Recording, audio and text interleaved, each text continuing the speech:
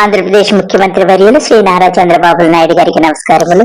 Sir, మీరు పరిపాలన పగ్గములు చేపట్టి కొద్ది కాలమే అయినా ఎన్నెన్నో అభివృద్ధి కార్యక్రమాలు చేశారు సార్. ఒకటా రెండా మూడా చూస్తున్నాను కదా, అన్ని శ్వేతపత్రాలే సార్. చాలా చక్కగా ఉన్నాయి. ఇలాగే తెల్ల కాగితాలతోనే రాష్ట్రం అంతా నింపేయండి సార్. మీకు మరొక్కసారి నా అభినందనలు. ముఖ్యముగా మీరు ఎన్నికల ముందు చేసినటువంటి వాగ్దానాలు ఎంత చక్కటివో అందరూ కూడా ఆశపడి అత్యాశపడి ముఖ్యముగా మహిళలందరూ మీకు ఓటేసి ఇప్పుడు ఆనంద డోలికల్లో తేలియాడుతున్నారు సార్. తమరు ఎన్నికలలో చేసిన వాగ్దానాలు అవేనండి, అబద్ధపు వాగ్దానాలు. ఒక్కసారి వినిపించండి సార్, వినాలని ప్రజలంతో ఉత్సాహముగా ఉన్నారు. ప్లీజ్ బాబు గారు. ప్రతి ఒక్క మహిళ ఒక మహాశక్తిగా తయారు చేయాలనేది నా సంకల్పం. అసలు నేను ఏం చెప్పే పరిస్థితిలో లేను బాబు. ఆడబిడ్డల కోసం మహాశక్తి కార్యక్రమం తీసుకొచ్చా. ఆడబిడ్డలకు ఏదైనా కార్యక్రమాలు చేస్తే తెలుగుదేశమే చేసింది. దీపం కింద వంట గ్యాస్ ఇచ్చా. బాబు గారు, తమరు దీపం కింద వంట గ్యాస్ ఇచ్చి ఇంట్లో దీపాలన్నీ ఆర్పేశారని చెప్పి అందరూ గుర్తు చేసుకుని వినిపిస్తున్నారు బాబు గారు. ఈ రోజు మహాశక్తి కింద మా ఆడబిడ్డల జీవితాలు మారుస్తా. పరబ్రహ్మ పరమేశ్వర పురుషోత్తమ సదానంద 4 కార్యక్రమాలు ఇచ్చాను. అమ్మకు వందనం. ఎంతమంది పిల్లలుంటే అంతమందికి 15,000 రూపాయలు ఇచ్చే బాధ్యత నేను తీసుకుంటా. బాబు గారు, నోరు తెరిస్తే అబద్ధం. ఏంటి తల్లికి వందనమా? తల్లికి వందనం కాదు బాబు గారు, తమరు తల్లులందరికీ వెన్నుపోటు పొడి చేశారు. ఎన్నికల ముందు ఏం చెప్పారయ్యా? ఎంతమంది బిడ్డలన్నా కనండి, ప్రతి బిడ్డకు 15,000 చొప్పున, ఎంతమంది ఉంటే 10 మంది ఉంటే 1,50,000 వేసేస్తానని చెప్పావు. ఇంతలోనే ఇన్ని మాటల శ్వేతపత్రాలు, చింతకాయ పచ్చళ్ళు నీ మొక్కలో మన్నువయ్యా. ఎన్ని రోజులయ్యా ఇట్లా అబద్ధాలు చెప్పేది? నువ్వు అందరికీ పంగనామాలు పెట్టేసి వెన్నుపోట్లు పోవడమే నీ నైజమా? చెప్పు. రాబోయే రోజుల్లో మన పిల్లలే మనకు ఆస్తి. ఆ పిల్లల్ని బాగా చదివిస్తే ప్రపంచాన్ని శాసించే శక్తి ఆ పిల్లలకు వస్తుంది. ఏది నోటుకొస్తే అది మాట్లాడక. అందుకనే అమ్మకు వందనం అనే పేరు పెట్టా. ప్రతి ఒక్క ఆడబిడ్డకు నేను ఒకటి ఆలోచించాను. ఏమిటి బాబు గారు, అమ్మకు వందనమా? ఎవరెమ్మకు వందనము? నేను చెప్పమంటావా ఎవరెమ్మకు వందనమో?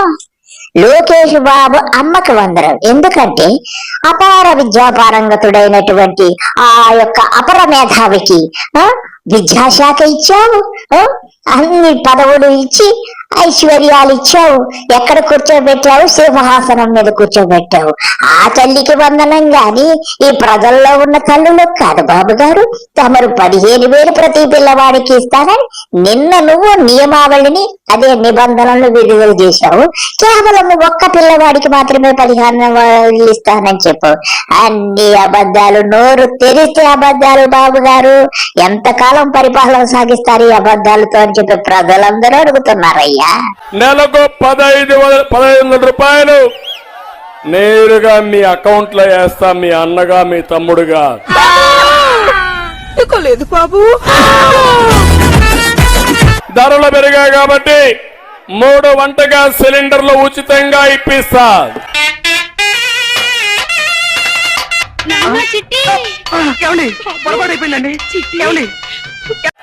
ఆర్టీసీ బస్సుల్లో ప్రయాణం చేయాలంటే ఉచిత ప్రయాణం ఏర్పాటు చేస్తా.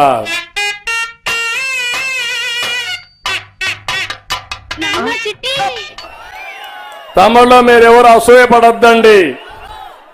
ఆడవాళ్లు మనకంటే తెలివైన వాళ్ళు. అన్నయ్య, మరి మాకేమీ లేదా అన్నయ్య? అందరికి ఆడవాళ్ళకేనా అన్నయ్య? అలా అంటే ఎలాగన్నయ్య? కొంచెం మాకు కూడా ఏదైనా చెప్పు అన్నయ్య, ప్లీజ్ అన్నయ్య. మా వారికి మగ పడుచు లాంఛనాలు 16 2 ప్యాంట్లు, 2 చొక్కాలు, 2 లో చెడ్డీలు, 2 జబ్బల పన్నీళ్లు, 1 కరింపీడి కట్ట, 2 అగ్గిపెట్టెలు. చాలా థ్యాంక్స్ అన్నయ్య. ప్రతి ఒక్క ఆడబిడ్డకి ఆడబిడ్డ నిధి పెట్టాను, మీకు అవునా? జ్ఞాపకం ఉందా? ప్రతి ఇంటికి దీపం ఇచ్చాను. బాబు గారు జగన్ అప్పులు చేసేసాడు, రాష్ట్రాన్ని శ్రీలంక చేసేసాడు, కంబోడియా చేసేసాడు, ఇంకే చేసేసాడు అని పెద్ద పెద్ద కబుర్లు చెప్పు, బాగానే ఉంది. కానీ నీ మేనిఫెస్టో అదే సూపర్ ఫ్లాప్ 6 ఉంది కదా, సూపర్ 6 లో చెప్పిన మాటలేంటి?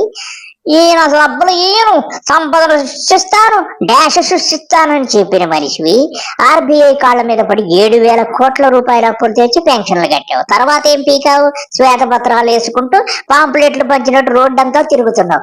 ఎంతకంటే నువ్వేమన్నా చేసావా? ఇప్పుడేమో పొడి చేస్తా అన్నావు. పోలవరం వల్ల ఎవరినో తీసుకొచ్చావు. ఎక్కడి నుంచి తీసుకొచ్చావు? ఫారెన్ నుంచి తీసుకొచ్చావు ఒక టీంని. ఆ టీం చూసి వెళ్ళింది, ఆ రిపోర్టు లేదు, బొంగు లేదు. అమరావతి అన్నావు, అప్పుడే మొదలు పెట్టేశావు గ్రాఫిక్స్.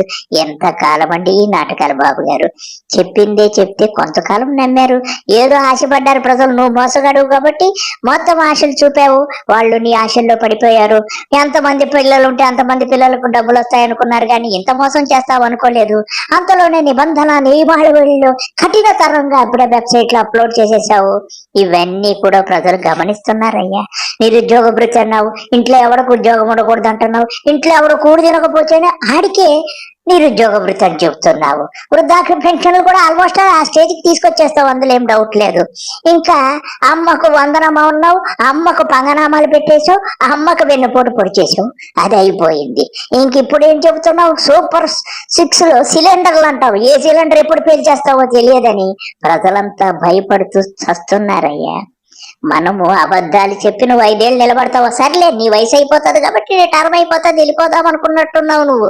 అందుకే నీకు కలకాలంగా నిన్ను ప్రజలు మాత్రం గుర్తు పెట్టుకుంటారు. ఎందుకు చెప్పనా?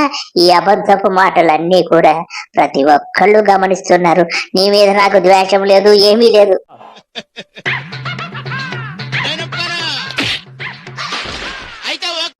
ఉద్యోగాలు ఇస్తాం రాబోయే 5 ఏళ్లలో. సరైన సమయంలో ప్రజలు తిరగబడతారు. ఈ రోజు హైదరాబాద్ లో రేవంత్ రెడ్డి మీద నిరుద్యోగులు మొదలు పెట్టారు తిరుగుబాటు. అలాగే ఆంధ్రప్రదేశ్ లో కూడా తప్పక తిరుగుబాటు వస్తుంది. ఆ తిరుగుబాటు సునామీలో నువ్వు కొట్టుకుపోవడం తప్పదు. ఇది తథ్యము బాబు గారు. ఎంత తమ్ముళ్ళు? ఎంత? 3,000 రూపాయలు ఇస్తా. రైతుకు సంవత్సరానికి 20,000 రూపాయలు ఇప్పుడు ఇచ్చేది కాకుండా 20,000 వరకు ఇచ్చేట్టుగా తెలుగుదేశం పార్టీ నిర్ణయం చేశాం. మీరు చేసే మోసాలు, మీరు చెప్పే మాటలు, అబద్ధపు మాటలన్నీ విని విసిగిపోయి ఒకరోజు ఈ నిరుద్యోగులు, ఈ రైతులు, ఈ మహిళలందరూ తిరగబడి మిమ్మల్ని పదవిచ్యుతుని చేయడము మాత్రము తథ్యముగా కనపడుతుంది బాబు గారు. ఇప్పుడు హైదరాబాద్ లో కూడా రేవంత్ రెడ్డి మీద తిరుగుబాటు మొదలైంది. నిన్న రాత్రి చిక్కడపల్లిలో పెద్ద ఎత్తున నిరుద్యోగులు తిరగబడినట్టుగా రోడ్ల మీదకి వచ్చి వ్యతిరేక నినాదాలు చేశారు. అలాగే మొదలవుతుంది, కింద నుంచి మెల్లగా మొదలైంది, అది పెద్ద సునామీగా అయిపోతుంది. అందులో మీరు కొట్టుకుపోక తప్పదు.